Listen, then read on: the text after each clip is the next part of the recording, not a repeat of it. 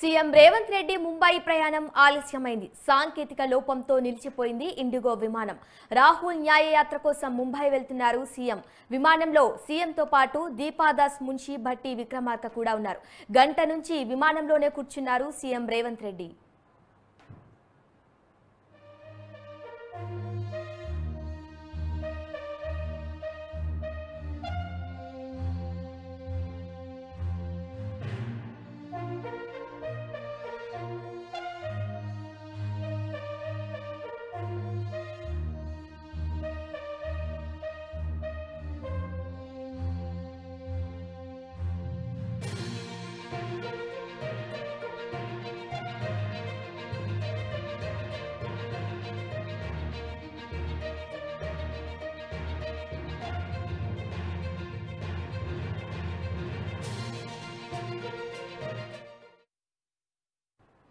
CM Revanth Reddy Mumbai ప్రయాణం ఆలస్యమైంది. సాంకేతిక లోపంతో నిలిచిపోయిన ఇండిగో విమానం.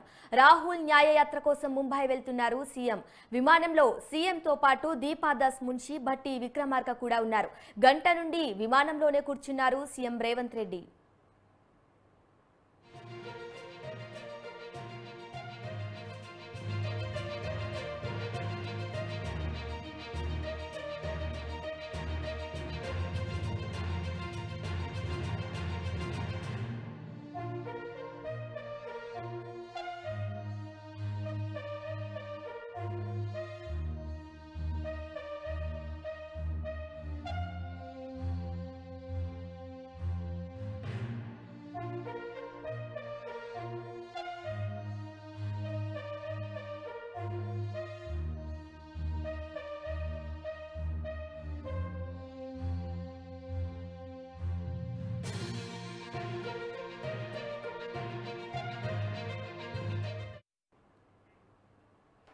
దీనిపై మరింత సమాచారాన్ని మా సీనియర్ కరెస్పాండెంట్ బ్రహ్మాజీ అందిస్తారు. చెప్పండి బ్రహ్మాజీ.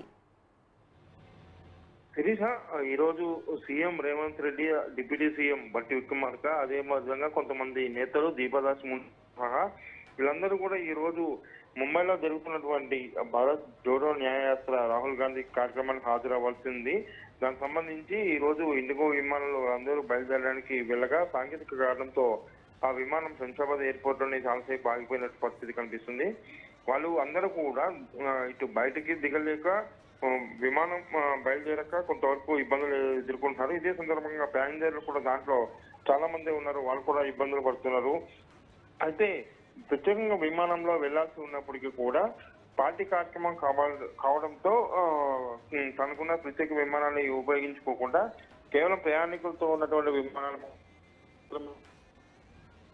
జగ్గారెడ్డి గాని వాళ్ళందరూ కూడా భారత్ జోడో న్యాయయాత్రలో పాల్గొనేందుకు నిన్ననే ముంబై చేరుకున్నారు. ఇప్పుడు సీఎం రేవంత్ రెడ్డి, భట్టి విక్రమార్క, అదేవిధంగా మరికొంతమంది నేతలు అందరూ కలిసి భారత్ జోడో న్యాయయాత్రకు బయలుదేరినప్పటికీ కూడా వాళ్ళు వెళ్ళాలన్నటువంటి ఇండిగో విమానం కొంతవరకు సాంకేతిక పరమైన ఇబ్బందులతో ఆగిపోవడం జరిగింది. అయితే మరొక విమానాన్ని ఏర్పాటు చేసి అందులో పంపించేందుకు ఏర్పాట్లు చేస్తామని చెప్పని కూడా ఇండిగో సంస్థ తెలిపింది.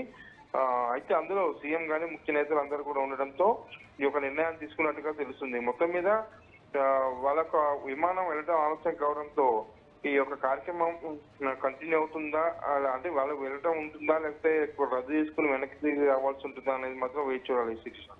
Okay Brahmaji, thank you.